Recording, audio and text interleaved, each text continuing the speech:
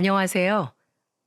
저는 재혼을 통해서 큰 복덩이들을 3명이나 얻은 대한민국의 한 여성입니다.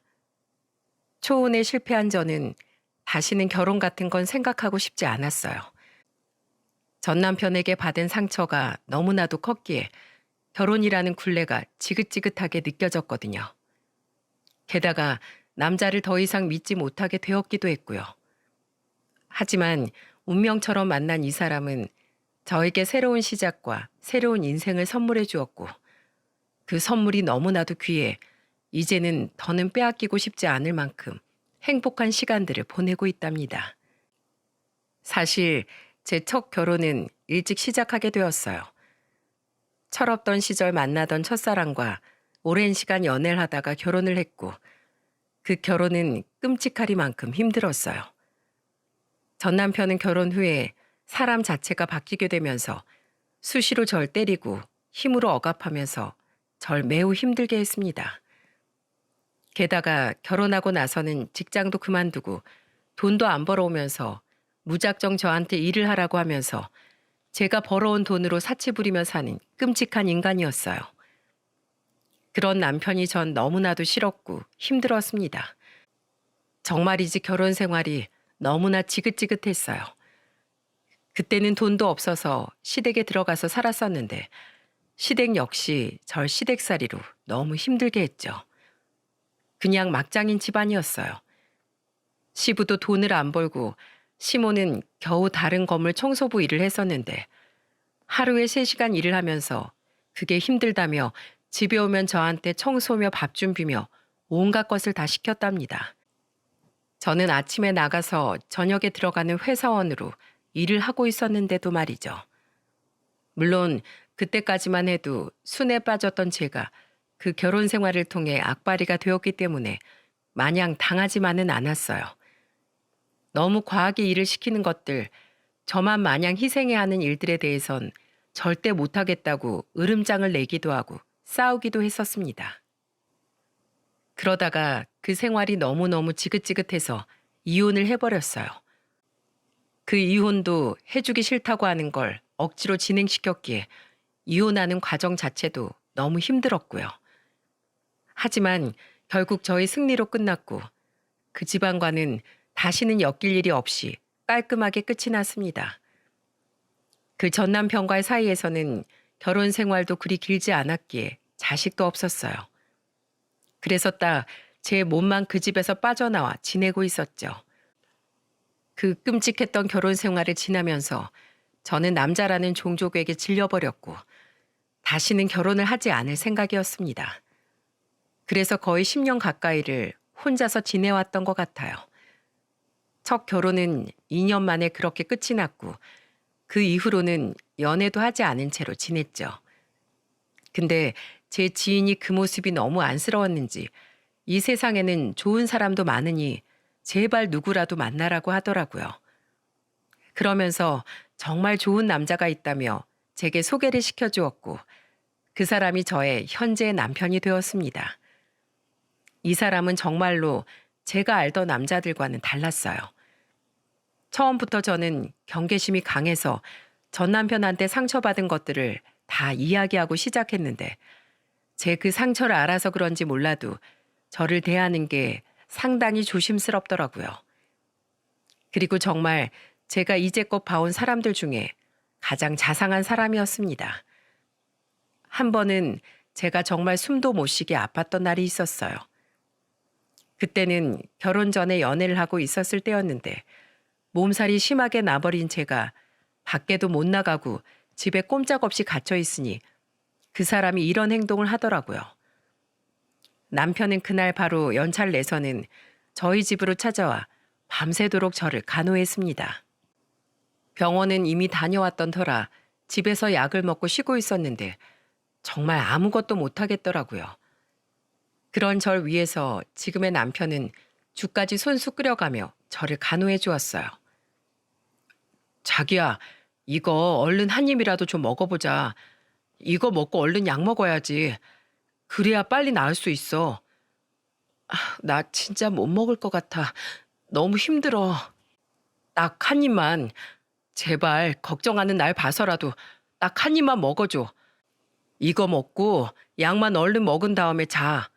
그 다음부턴 힘들게 안 할게. 알았어. 그리고 고마워 자기야. 오히려 나 때문에 자기가 더 고생인데 내가 괜히 투정 부리게 되네. 아픈데 당연하지. 그리고 자기는 얼마든지 나한테 투정 부려도 돼. 그러라고 내가 있는 거야. 그러니까 앞으로도 아프고 힘든 일 있으면 언제든지 나한테 기대. 나한텐 그게 행복이야. 남편은 이만큼이나 좋은 사람이었어요. 안타깝게도 남편도 초혼에 실패를 했는데 그 이유는 이렇게 좋은 사람을 두고 그 전처가 바람을 피웠기 때문이었죠. 그래서 상처를 받았던 남편도 이혼 뒤에 누구도 만나지 않고 있다가 절 만나게 되면서 그 아픔을 극복한 케이스였어요. 서로가 서로에게 꼭 필요했던 저희는 재혼을 했습니다. 대신 저는 혼자 들어갔지만 남편에게는 초등학생과 중학교 되는 아들 2명이 있었어요. 그 여자는 양육권도 다 포기해버린 채 바람난 인간과 도망간 거라 그 아들 둘을 남편 혼자 힘으로 다 키우고 있었죠.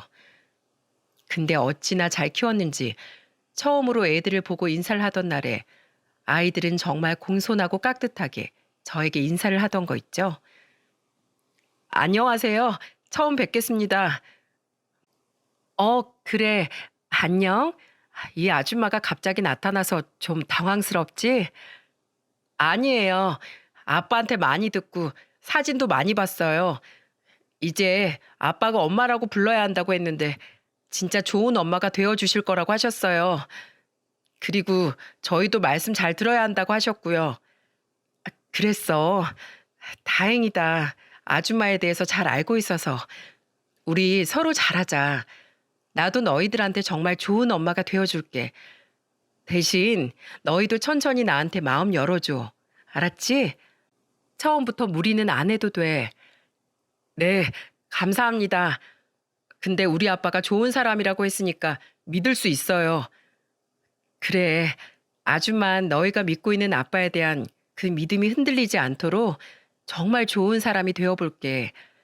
그리고 아빠를 믿고 있는 너희가 너무 예쁘고 자랑스럽다. 벌써부터 너희가 내 아들이 된다는 게 너무 설레고 행복한데? 앞으로 우리 잘 지내보자. 중학교 2학년 애 입에서 나올 수 없는 이 속 깊은 말로 저는 위로를 받는 것 같았어요. 그리고 그 뒤로 정말로 이 아이들은 모난 부분 없이 저를 엄마로 잘 받아들여 주었고 저희는 내 가족이 되어 서로에게 잘 적응하고 서로를 잘 받아들이면서 지내고 있었습니다. 남편 역시 결혼하고 나서는 저한테 더 잘했어요. 집안일도 웬만해서는 못하게 하고 청소며 빨래며 본인이 다 하려고 했죠. 또 아들들도 저를 잘 도와주면서 서로가 서로에게 필요하고 좋은 존재가 되어가면서 행복한 생활을 하고 있었어요. 그리고 저는 그런 남편과 아들들과 함께여서 기쁘고 감사했습니다. 남편은 참 건강한 사람이었어요. 가정에도 충실했지만 인간관계도 좋아서 모임을 정기적으로 하고 있었는데요. 부장으로 있으면서 자신을 잘 따르는 부하 직원들과 같이 모임을 정기적으로 하고 있었죠. 그들은 술 마시고 유흥을 즐기는 모임이 아니라 건전하게 등산도 하고 운동도 하러 다니는 건강한 모임이었기에 저도 이 모임만큼은 얼마든지 다녀오라고 했어요. 근데 원래는 혼자 잘 다니던 남편이 어느 날은 저한테 제안을 하나 했고 그건 바로 남편의 부부 동반 모임 제의였습니다. 저는 남편의 직장 생활이 궁금하기도 하고 남편의 동료들이 궁금해 그러자고 했죠. 그렇게 남편의 모임에 처음으로 부부 동반이 계획돼서 저까지 그 모임에 참석하게 되었어요. 특별히 강원도에서 모임을 가졌기 때문에 이번엔 저와 남편이 같이 부부 동반 모임에 참석하기 위해 강원도로 갔죠. 근데 가는 내내 굉장히 떨리더라고요. 그동안 남편의 직장 동료들을 본 적이 한 번도 없었기에 그곳에서 처음 대면하게 될 사람들을 생각하니 너무 떨렸어요. 제가 원래 좀 사교성이 좋은 사람이 아니기 때문에 더욱 그런 것도 있었지만 일단 남편의 직장 동료들이기 때문에 잘 보여야 한다는 생각이 커서 더 떨리던 거 있죠. 아무래도 남편이 직장에서 위치가 부장이기도 한데다 같은 모임 사람들의 부인들까지 다 참석을 한다고 하니까 남편의 체면도 생각을 해야 하고 다른 직원들 부인들에게 꿀리지 않고 싶은 마음도 있어 더 부담감이 컸습니다. 그래서 열심히 꾸미기 위해서 미용실에 가서 머리도 새로 하고 동대문으로 가서 옷도 새로 사서 입었어요. 이만큼이나 신경 쓰고서 한껏 기대와 부담감, 설렘과 떨림을 가지며 모임을 하러 나갔고 야심차게 준비해 나간 저는 모임 장소에 도착하자마자 예기치도 못한 상황에 큰 충격을 받아야만 했습니다. 모임 장소에서 모인 인원들은 총 4커플이었고 저는 그곳에서 충격적인 인물을 만나야 했어요. 지금 생각해도 손발이 떨려올 정도로 너무나 끔찍한 재회였죠. 제가 마주한 인물은 바로 강유리라는 인물이었고 그 사람은 바로 제 중학교 고등학교 시절 동창이었습니다. 저는 고향이 충청도예요. 충청도 중에서도 시골 마을에서 자랐는데 그 마을은 학교가 많이 없었기 때문에 초중고를 거의 다 같이 나오는 경우가 흔하디 흔했습니다. 그래서 강유리와도 중학교와 고등학교를 같이 나오게 된 거였죠. 근데 강유리는 그냥 단순한 동창이 아니었습니다. 생각만 해도 끔찍한 사람이었어요. 중학교 시절부터 굉장히 싸가지가 없는 것으로 유명했고 소위 말하는 노는 아이에 속했었기 때문에 굉장한 문제아이기도 했었죠. 그때부터 담배 피고 다니고 같은 날라리 애들이랑 오토바이 타고 다니면서 술까지 마시는 그런 아이였어요. 무엇보다 다른 사람들을 괴롭히는 아주 악질 중에서도 악질인 아이였죠. 그리고 이 강유리에게 괴롭힘을 당했던 사람 중 하나가 바로 저였습니다. 강유리는 학창 시절에 절 아주 많이 괴롭게 했었는데요. 아직도 기억에 남는 사건 중 하나가 바로 뺨 따기 사건이에요. 강유리는 중학교 시절에 쉬는 시간에 갑자기 절 화장실로 불렀습니다. 그때 당시엔 그 아이의 존재가 매우 무섭고 컸었기에 저는 부르는 대로 따라갈 수밖에 없었죠. 근데 오라는 대로 쫓아간 그 화장실에서 강유리는 난데없이 제 뺨따기를 확 때려버리던 거 있죠. 당시 저는 너무나 당황스럽고 아프고 무서웠지만 그만큼 억울한 마음도 커서 따져 물었어요. 왜 때려? 가만히 있는 날 왜 때리는 건데? 악에 받쳐 소리를 지르는 저에게 강유리는 대답을 했고 저는 그 대답에서 완전히 마음이 무너져 내리는 걸 느껴야만 했습니다. 왜 때리냐고? 그냥 네가 갑자기 너무너무 꼴 보기 싫어서 그래서 때렸는데? 근데 이게 어디서 감히 나한테 화를 내? 네가 아주 제대로 돌았구나. 내가 너 교육 좀 제대로 시켜줘야겠다. 강유린 이렇게 말한 뒤 자신의 패거리 아이들과 합세를 해서 다시는 생각하고 싶지도 않을 만큼의 강도로 저를 마구 때렸어요. 그뿐만이 아니었죠. 그 뒤로부터는 아예 대놓고 절 따돌리면서 돈을 빼앗아가고 폭행을 하면서 심지어 나중에는 종 부리듯 저를 막 부려댔죠. 그리고 정말로 잊을 수 없었던 큰 사건은 바로 제가 한 번 더 반항을 했더니 그 자리에서 가위를 가지고 와 제 머리를 확 잘라버리는 일이었습니다. 그로 인해서 저는 매일매일 고통 속에서 살아야 했어요. 너무 힘들어서 선생님들께 이야기도 했었지만 선생님께서는 약간의 주의만 주었을 뿐 그 뒤로부터는 거의 터치를 하지 않으셨기에 저는 일러 바쳤다는 이유로 더 큰 괴롭힘을 당하며 살아야만 했어요. 그 당시 강유리 패거리가 5명이었는데 이 아이들 때문에 전학 가는 애들도 적지 않았습니다. 저 역시도 너무나 전학을 가고 싶었지만 전학을 가기 위해선 이사를 가야 했는데 당시 저희 집안은 이사가 형편이 안 되었던 터라 저는 그냥 그곳에 머무르면서 속수무책으로 당해야만 했어요. 그 덕에 저는 끔찍한 학창 시절을 보내야만 했죠. 제가 그 아이에게서 벗어날 수 있는 방법은 고등학교 이후에 대학교를 가면서 완전히 그 지역을 떠나버리는 일이었기에 저는 악착같이 공부하며 서울에 있는 대학교로 들어가면서 그때부터 아예 자취를 하기 시작했어요. 그리고는 고향에도 거의 내려가지 않은 채 20여 년을 살아왔죠. 근데 그렇게 피하고 또 피하며 살았던 그 끔찍한 인물을 남편의 직장 부부 동반 모임에서 떡하니 만나게 돼버린 거였습니다. 저희 둘은 누가 먼저라 할 것도 없이 서로를 알아봤고 강유리는 저를 알아보자마자 아는 체를 해댔어요. 어머나, 얘, 너 정숙이 맞지? 어머, 어머, 정숙이 맞는 것 같네. 혹시 충청도가 고향 아니에요? 어, 나 정숙이 맞아. 오랜만이네. 저는 속으로는 너무나 떨리고 무서웠지만 이제는 세월도 흐를 대로 흘렀고 저도 40년 인생을 살면서 나름 연륜이라는 게 생겼기 때문에 저의 속내를 드러내지 않고 덤덤한 말투로 말을 할 수 있었어요. 그리고 강유리도 무슨 속내인지 모르겠지만 마치 저와 굉장히 친했었다는 듯 무척이나 반가워하는 말투로 말을 하더라고요. 어머나 얘, 이게 얼마만이야. 진짜 반갑다. 그동안 잘 지냈지? 뭐 그럭저럭 잘 지냈어. 넌 잘 지낸 것처럼 보이네. 그, 난 남편이랑 짐을 좀 옮겨야 해서 이따 얘기 나누자. 어, 그래, 그래. 얼른 짐 빼. 저는 뻔뻔하게 나오는 강유리와 더는 대화를 하고 싶지 않아서 핑계를 대고는 바로 그 자리를 피해버렸어요. 그리고도 그 뒤로 강유리와는 최대한 단 둘이 있거나 대화를 하게 되는 상황을 피하기 위해 최대한 남편과 붙어 다니거나 강유리에게 틈을 주지 않으려고 노력했죠.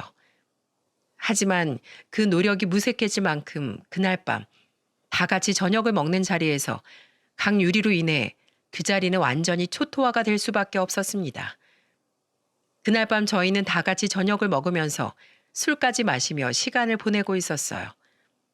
저는 평소에도 술이 많이 약하기 때문에 거의 마시지 않는 터라 정신이 말짱한 상황이었고 강유리는 중학교 때부터 마셨던 술버릇이 여전히 이어지고 있었는지 미친 듯이 부어라 마셔라 하면서 먹어대고 있더라고요. 역시나 거의 술통에 빠지는 수준으로 먹어대던 강유리는 벼랑간 한껏 들뜬 목소리로 저에게 말을 걸어왔습니다. 야, 정수가, 너 출세했다? 어? 출세했어. 어떻게 김 부장님하고 결혼을 했대? 아니, 김 부장님 이혼했잖아. 그쵸? 그 전 와이프가 바람 피지 않았어요? 그 전 와이프가 바람나서 이혼하고 새로 재혼한 거죠? 와, 진짜 여자한테 그렇게 대이고도 또 만나고 싶었어요?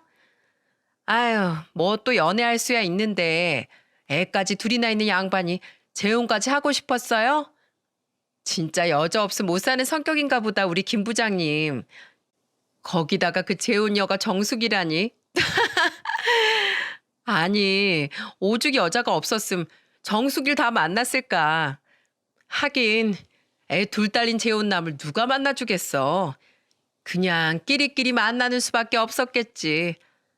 하여튼 우리 김 부장님이 여자한테 미쳐서 재혼한 덕분에 내가 우리 정숙이를 다 만나네요. 고마워요, 부장님.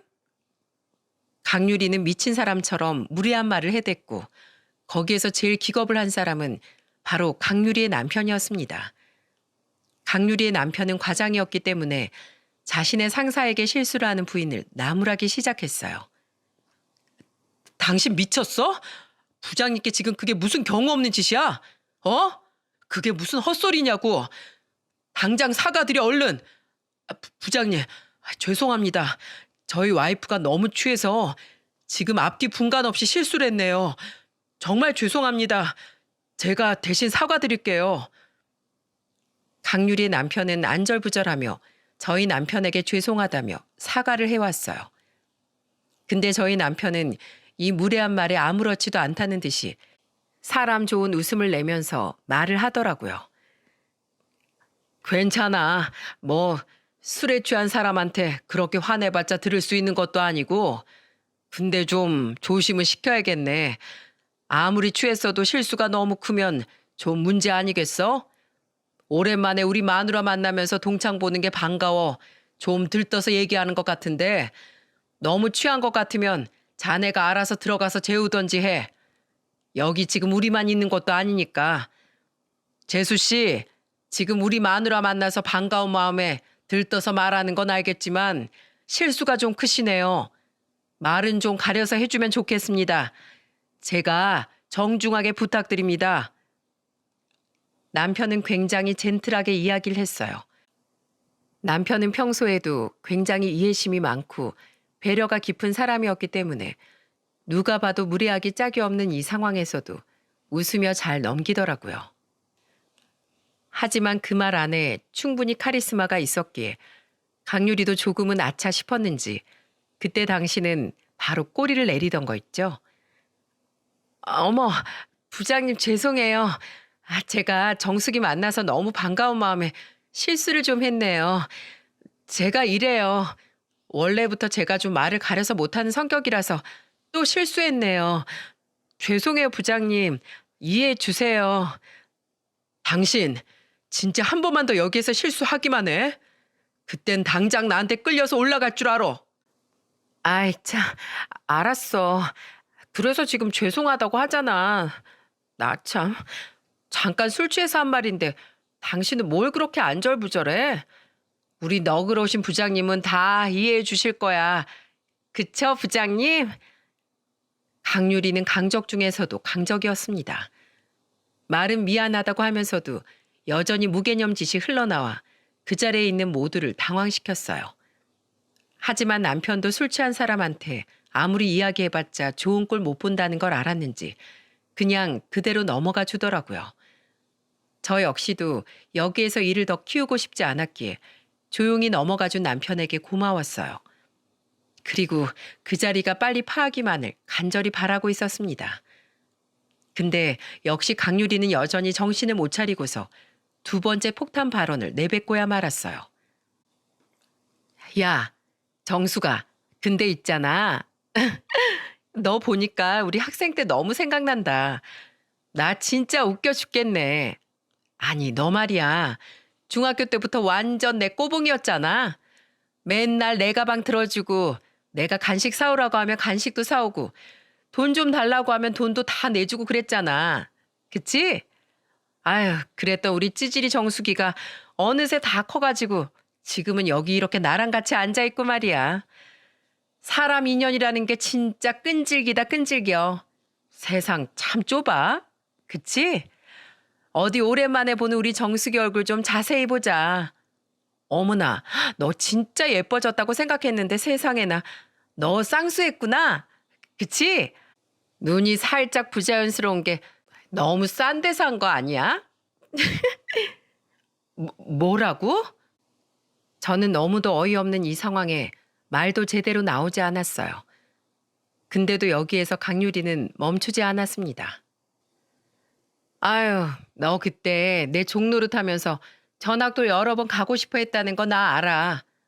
근데 어디 니네 집안 형편이 좀 안 좋았어야지. 우리 불쌍한 정숙인 돈이 없어서 이사도 못 가고 전학도 못 가고. 에휴, 불쌍해라. 그래도 지금은 부장 남편 만나서 출세했으니까 그걸로 된 거지. 그야말로 취집 너무 잘 간 거지. 비록 애들을 네가 키워야 해서 거의 팔려간 거나 마찬가지겠지만 그래도 돈놀이는 좀 할 수 있으니 얼마나 좋겠어. 그거면 됐다 얘. 강유리는 정말이지 가면 갈수록 미친 사람 같았습니다. 그 말들이 하나씩 내뱉어질 때마다 저는 오히려 제가 더 미쳐버리는 줄 알았어요. 우리 정숙이 진짜 어릴 땐 감히 내 눈도 똑바로 제대로 못 쳐다보고 있었는데 지금은 이렇게 내 앞에서 떡하니 술까지 마시고 있고 이게 무슨 일이야 그래? 그때는 그냥 나만 보면 벌벌 떨었었는데 그치? 참 사람 인생 오래 살고 볼 일이다. 오래 살고 볼 일이야. 점점 더 심해지는 강유리의 폭탄 발언에 저는 더는 참아줄 수가 없었습니다. 그래서 제가 마시고 있던 맥주 캔을 들어 그대로 강유리의 얼굴에다가 뿌려버리고 말았죠. 야, 너 지금 뭐 하는 짓이야? 너 미쳤어? 뭐? 미쳤냐고? 미친 건 너겠지? 야, 진짜 사람 안 변한다고 하더니 그 짝이 딱 너한테 해당되는 말이었네. 내가 진짜 사람들이 있어서 조용히 넘어가 보려고 참고 또 참고 있었는데 넌 도저히 참아주면 안 되겠다. 어쩜 그렇게 예나 지금이나 넌 그 쓰레기 인성이 바뀌질 않아. 그것도 참 대단해. 야, 너 그따위로 앞뒤 분간 못하고 설쳐대면 피해보는 건 네 남편이야. 알아, 임마? 뭐? 임마? 그래, 임마. 야, 너 내가 예전에 박정숙인지 알아? 너 학생 때 네 친구 패거리들이랑 몰려다니면서 온갖 나쁜 짓은 다 하고 다녔지? 학생 신분으로 술, 담배 다 하고. 어디 그것만 했니? 오토바이 타고 다니면서 아무 죄 없는 애들한테 시비 걸고 돈 뺏고 이유 없이 때리고. 근데 그 버릇 아직도 못 고친 것 같다. 여전히 인성이 쓰레기야. 세월은 같이 맞았는데 넌 참 여전히 더럽게 산다.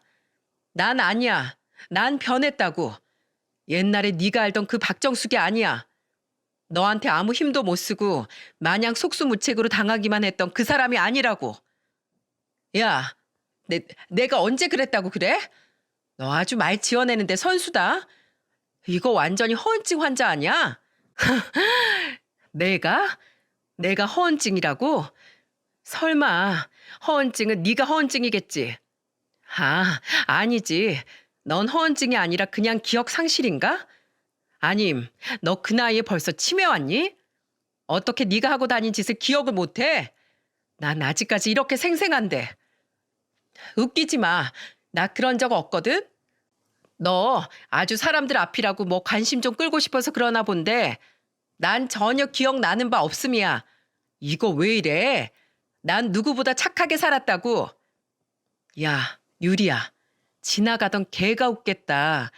너 정말 기억 안 나? 그럼 내가 기억나게 해줄까? 네가 나한테 했던 짓거리 내가 여기에서 하나하나 다 읊어봐.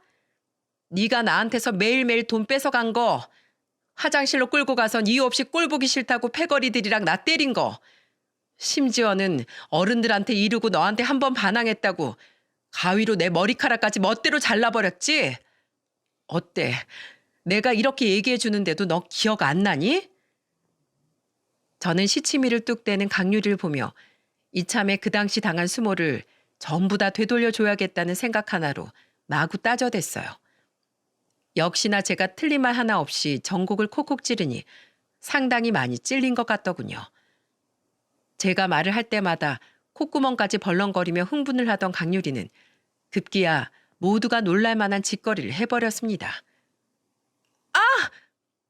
그 놀랄만한 짓거리는 다름 아닌 제 머리 끄댕이를 잡아 흔드는 거였죠. 갑작스런 공격에 너무나 당황했지만 금방 제 페이스를 찾고는 저 역시 지지 않고 머리 끄댕이를 잡기 위해 손을 올렸습니다. 근데 누군가의 행동으로 인해 그 일을 멈춰야 했어요.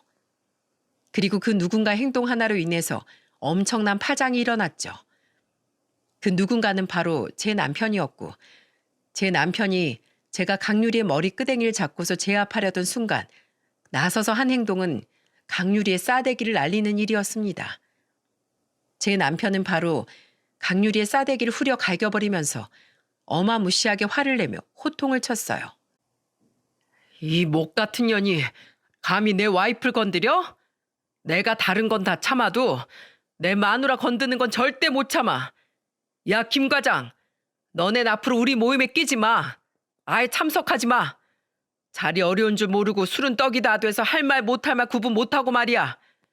그리고 이제 보니 우리 와이프랑 동창이 아니라 완전히 학폭으로 콩밥 먹어도 시원찮은 사람이잖아.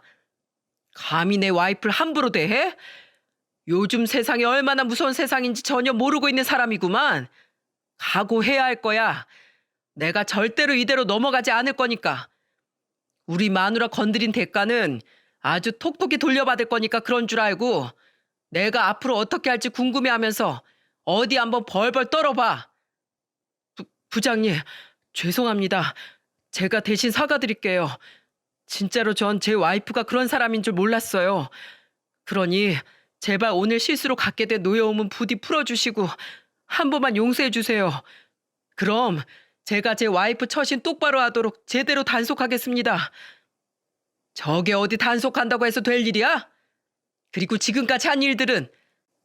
지금까지 내 와이프한테 한 일들을 앞으로 단속한다고 그게 다 없어져? 난 이번 일 알게 된 이상 절대로 그냥 못 넘어가니까 그렇게 알아. 더 이상 긴 말 필요 없어. 나 저 여자 꼴도 보기 싫고 단 한순간도 내 마누라랑 같은 공간에 있는 꼴 못 보니까 당장 데리고 꺼져. 당장 서울 가버리라고. 네, 네. 제 와이프는 제가 데리고 가겠습니다. 지금 바로 떠날게요. 근데 부디 제발 저한테만큼은 노여움 풀어주세요, 부장님.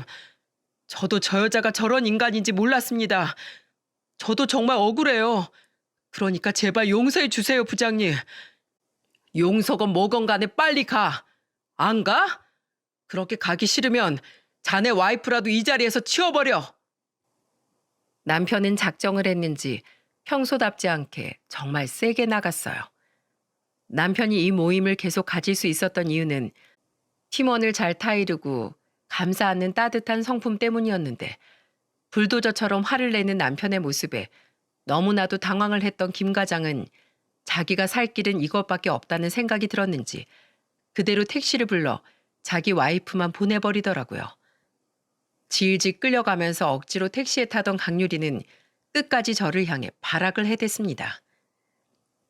저 재수없는 것 때문에 내가 이딴 숨을 왜 당해야 하는데? 내가 왜? 너 두고 봐. 너 내가 꼭 복수할 거야. 20년 전에 너 내 꼬붕이었던 거 절대로 잊지 마. 질질 끌려가던 순간에도 가짜는 자존심을 부리는 강유리를 보면서 저는 더는 상종할 필요도 없다는 생각이 들어 그대로 무시를 해버렸습니다. 그렇게 택시를 타고 홀로 쫓겨난 강유리를 뒤로하고 남편은 그 택시가 가자마자 저를 바로 꼭 껴안아 주었어요. 여보, 미안해. 이게 다 나 때문이다.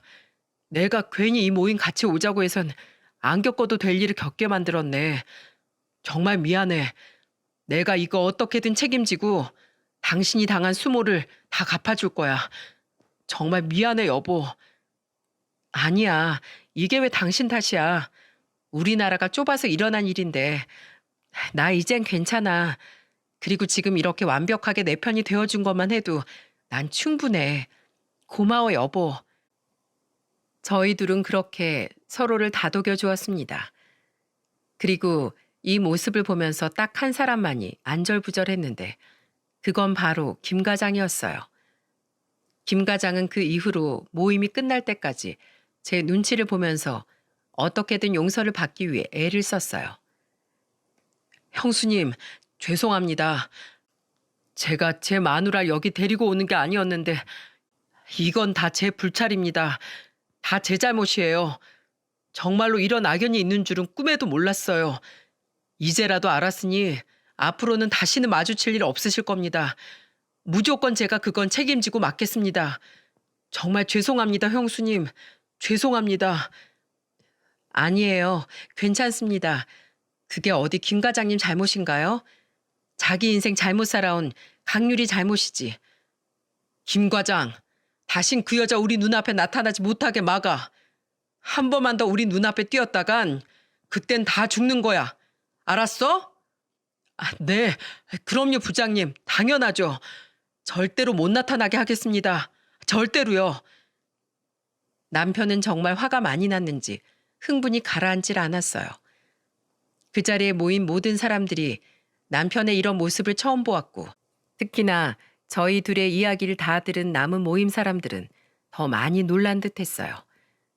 결국 나중에는 남편을 말리기까지 해서 남편은 겨우 흥분을 가라앉혔고 그 이후의 모임을 정상적으로 지나갈 수 있게 되었습니다.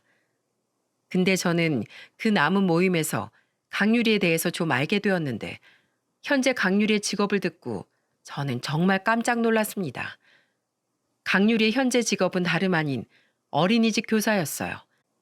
중고등학교를 그렇게 망나니로 살면서 다니더니 대학교에서 겨우 정신 차려서 공부해서는 어린이집 교사로 들어가 일을 하게 된 모양이더라고요. 그러다가 집안에 돈이 좀 있어서 어린이집을 아예 차려서 운영까지 하고 있었어요. 어릴 때 집안에 있는 돈을 믿고서 강유리가 그렇게 못된 짓을 하고 다녔던 거였기에 어른이 되어서도 집안의 부유한 경제적인 상황을 잘 활용한 것 같더군요. 참, 어떻게 그런 인성의 사람이 어린이집을 운영하고 있는 건지 저는 그 어린이집 아이들이 너무나 걱정스러우면서도 불쌍하게 느껴졌어요. 하지만 이제는 더는 강률이라는 사람 자체를 전 신경 쓰고 싶지 않아 그날 이후로는 아예 싹 잊고 살고 있었습니다. 근데 어느 날 제 SNS를 봤는데 익숙한 이름으로 메시지가 들어와 있는 게 보였고 그건 강유리에게서 온 연락이었습니다. 내용 안에는 굉장히 구구절절한 내용으로 적혀 있었어요. 정수가, 나야 유리. 그날 그렇게 헤어지고 나서 남편이 화를 많이 내더라고. 그래서 내가 뭘 잘못했는지 알았어. 정말 미안해. 내가 우리 남편 회사 안에서 위치도 있는데 좀 경솔하게 행동했던 것 같네. 그날 부장님도 너도 화나게 해서 내가 정말 면목이 없어. 그래서 말인데 내가 꼭 좀 만나서 너한테 직접 다 사과하고 싶은데 만나줄 수 있어?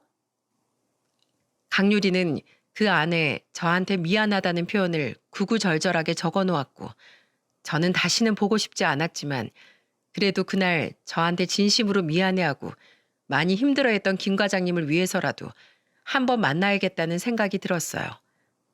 그렇다고 해서 그 용서를 받아줄 생각은 없었지만 그렇게라도 한 번 더 만나 저는 그날 못다한 저의 억울했던 감정들, 지난날 강유리에게 당하면서 느꼈던 그 끔찍하고 처참했던 기분들을 다 쏟아내고는 풀어버리고 싶어서 큰맘 먹고 만나기로 했죠.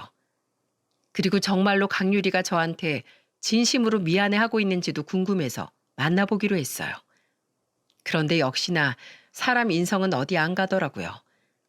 반성한다며 저한테 정식으로 사과를 하고 싶다고 말했던 강유리는 제가 카페에 나가자마자 바로 제 얼굴을 향해서 물컵을 뿌려댔습니다. 저는 어느 정도 예상하고 있었던 터라 크게 당황하진 않았어요. 하지만 이런 상황이 발생할 경우 이전에 마냥 당하기만 했던 내가 아니라는 걸 알려주기 위해 나간 것도 있었기 때문에 저 역시 대차게 행동을 해버렸습니다. 주변 시선은 아랑곳하지 않고 그대로 강유리의 머리채를 잡아 끌고는 바닥에 패대기를 쳐버렸어요. 근데 역시 악바리 강유리도 어디 안 가더군요. 강유리 역시 제 머리채를 잡더니 막 흔들어대면서 저희의 몸싸움이 시작됐습니다. 엎치락 뒤치락 난리가 났고 주변에서 말렸지만 이미 불붙은 저희의 싸움은 말려지지가 않았어요. 게다가 저는 그동안 당해왔던 모든 한을 다 풀어내느라 있는 힘껏 강유리와 싸웠기 때문에 더더욱 말려질 리가 없었죠. 결국에는 그 안에 있던 사장님이 경찰을 부르면서 사건이 종료되었어요. 저와 강유리는 그날 경찰서에서 싸움을 끝내야만 했고 저는 강유리에게 지지 않고 맞섰다는 것 하나만으로도 속이 다 후련해서 세상을 다 가진 기분을 누려야 했습니다. 오히려 분해서 씩씩거리는 건 강유리 쪽이었어요. 야, 너 진짜 두고 보자. 이게 진짜 내 발바닥도 제대로 못 쳐다보던 게 아주 기고만장해져서 설치네. 너 앞으로 조심해라. 넌 여전히 내 종이야. 꼬봉이라고. 누가 그래? 나 네 꼬봉 아니거든? 네 남편 앞길 맡고 싶지 않으면 나한테 잘해. 넌 계속 그따위로 살다간 아마 톡톡히 후회할 날이 올 거다. 명심해. 그리고 내가 다시 한번 말하지만 나 옛날에 그 약해 빠졌던 정수기가 아니란다. 다음에 또 한번 오늘같이 행패 부리면 그땐 나도 더 가만 안 있을 거니까 어디 더 큰 꼴 당하고 싶으면 네 마음대로 해봐. 강유리, 다신 보지 말자. 저는 저한테 맞은 게 분해서 씩씩거리는 강유리를 뒤로 하고는 남편과 함께 집으로 와버렸습니다. 그때는 강유리 남편은 경찰서로 오지도 않더라고요. 무슨 사연인지 모르겠지만 강유린 그 당시 보호자로 남편을 불렀지만 오지 않았고 강유리 남동생이 와서 데리고 들어갔었어요. 하지만 강유리와 관련된 사연은 더는 알고 싶지도 알 필요도 없었기에 저는 그냥 그러려니 하고서 넘겼어요. 다만 그날 이후로 저와 강유리의 몸싸움으로 인해 잠시나마 피해를 입은 카페 사장님께 너무 죄송해서 20만 원 정도 준비해 따로 찾아갔어요. 근데 정말 감사하게도 화를 낼 줄 알았던 사장님은 그날 우리가 싸우면서 말한 대화를 다 들었는지 오히려 저를 위로를 해주더라고요. 사장님, 그날은 너무 죄송했어요. 저희 때문에 잠시 동안 장사도 제대로 못하시고 너무 당황하셨죠. 이거 제가 조금이나마 그날 손해보셨던 거 보상해드리고 싶어서 가지고 왔어요. 작은 금액이지만 이거라도 받아주세요. 그리고 다시 한번 정말 죄송합니다. 아이, 아닙니다. 그날 어쩔 수 없이 들려와서 듣게 되었는데 그 사람 아주 나쁜 사람이던데요. 오히려 잘하셨어요. 그렇게라도 안 하면 그런 사람들은 더 나쁜 짓 하면서 살 거예요. 그러니까 아주 잘하셨어요. 오히려 제가 다 속이 시원했습니다. 그 돈은 받지 않을게요. 그날 손해본 것도 없고요. 제가 신고를 했던 건 그래도 싸우는 게 많이 위험해 보여서 그랬던 거였어요. 그러니까 앞으로도 같은 일 생기시면 당하지 마시고 그대로 되돌려 주면서 사세요. 저도 응원하겠습니다. 시원한 커피 한 잔 내려드릴 테니 그거 마시고서 가세요. 다행히도 카페 사장님은 너무 좋은 분이셨고 오히려 저에게 커피까지 시원하게 내려주시면서 제 상황을 이해해 주셨어요. 제 돈은 극구 안 받겠다고 하셨지만 저는 너무 죄송해서 그럼 절반만이라도 받아달라고 하면서 10만 원을 꼭 쥐어드리고 왔어요. 그리고 그 뒤로는 저는 그 카페 단골이 되어서 지금까지도 왕래를 하면서 잘 지내고 있답니다. 그렇게 한 사건이 일단락되고 다시 강유리가 없던 일상으로 돌아와 잘 지내고 있었어요. 남편은 그 모임은 계속해서 이어서 가고 있었고 그 김 과장도 다시 잘 추스러서 모임에 참석을 하고 있는 듯 했었죠. 그러다가 얼마 뒤에 또 한 번의 부부 모임을 가지게 되었어요. 저는 강유리 때문에 안 가려고 했지만 남편이 걱정하지 말라며 김 과장이 절대로 데리고 오지 않겠다고 했다면서 저보고 꼭 같이 가자고 하더군요. 그러면서 저에게 전해주는 말을 통해 저는 깜짝 놀라고야 말았습니다. 당신 이제 강유리 마주치는 거 걱정 안 해도 돼. 앞으로 강유리랑 김 과장이 같이 나올 일은 없을 테니까. 아니 왜? 무슨 일 있었어? 있었지. 김 과장 이혼했잖아. 어머나 세상에, 이혼을 했다고? 그날 그렇게 난동 피우고 나서 바로 이혼한 거야? 세상에, 그날 보니까 김 과장님 너무 좋은 분이시던데. 그러니까 더 이혼을 해야지. 그 여자처럼 사회 악인 여자랑 김 과장이 같이 살기엔 너무 아까운 사람이잖아. 그리고 김 과장이 이혼한 건 그것 때문만이 아닌 것 같더라고. 아주 그 여자 악질이더만. 인간이 덜 되어 있었어. 그건 또 무슨 소리야?